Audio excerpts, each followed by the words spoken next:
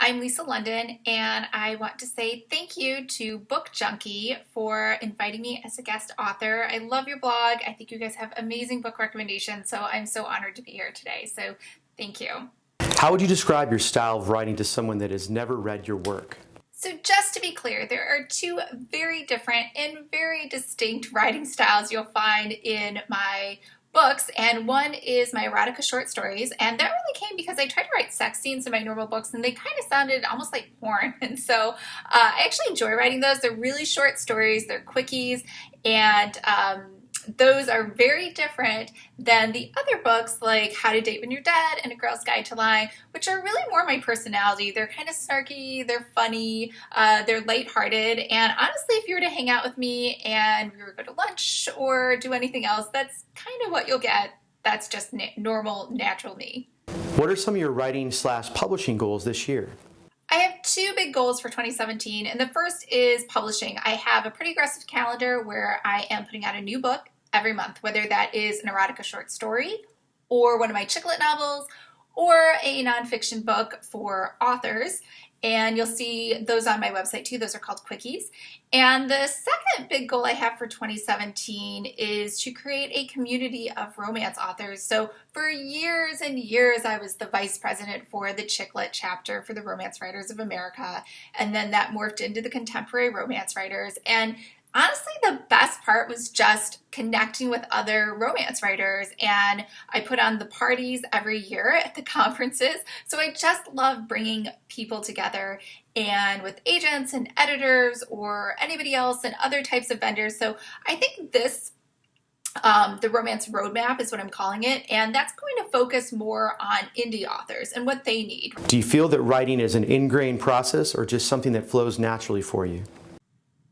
I mean, look, it's like anything else. Some days it comes naturally, some days it doesn't, and I have to force it. It's just like working out. So if you go to the gym, some days you have a great workout, and some days you kind of have to force yourself, or you need to hire a personal trainer or go to a class or something to have someone help get you through it. Do you have a character that you have been working on for a long time that still isn't quite ready, but fills you with excitement to work on the story?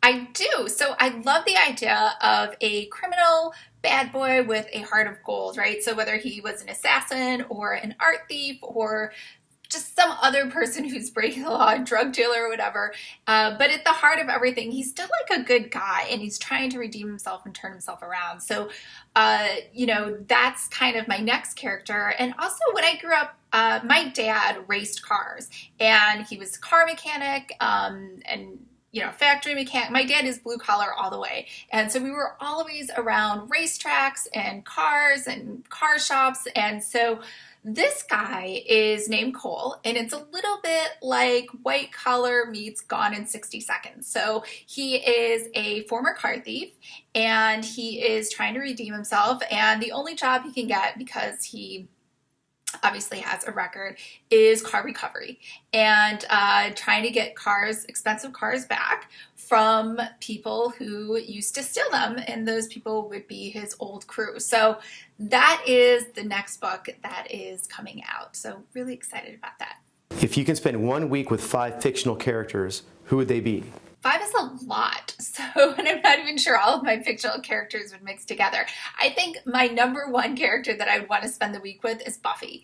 And I think every movie I watch, or every horror movie or action movie or anything, I always think, how would this scene be better if Buffy was in it? It would just be, all the problems would be solved, right? Because she would just come in and beat everybody up and save the day.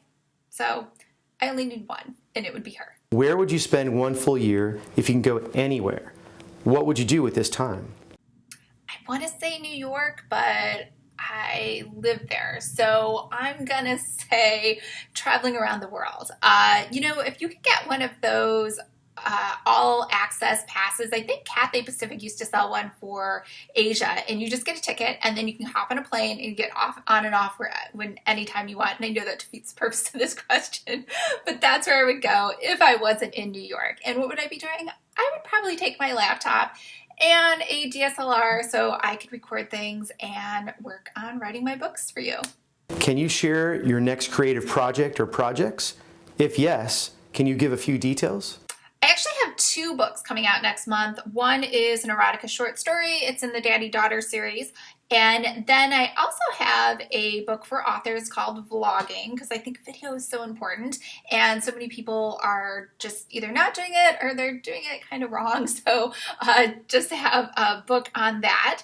And then the third project, the chicklet novel, is called Murderous Makeovers, and it's about a makeup artist who gets to escape and use her skills to start a new life over and over again while she's helping out the FBI, which I think we can all relate to, because sometimes you just think, I want an escape from my life and I just want a do-over, right? Like, just let me start all over again. So she works with people who have been put in the witness relocation program to give them new disguises and new looks to help them get on their new life. So that's kind of all I'm going to say about that. But it's going to be fun, and it's chicklet and it's snarky, and if you liked How to Date When You're Dead, you will love Murderous Makeovers. Okay, thank you so much for having me on your blog post. And if you want to connect with me afterwards, make sure to go to lisalondon.co. .com was taken. I don't know what to say, but lisalondon.co, and you can download an erotica book for free, and also join my newsletter. And I have a ton of stuff on there for authors, aspiring authors as well. All right, bye.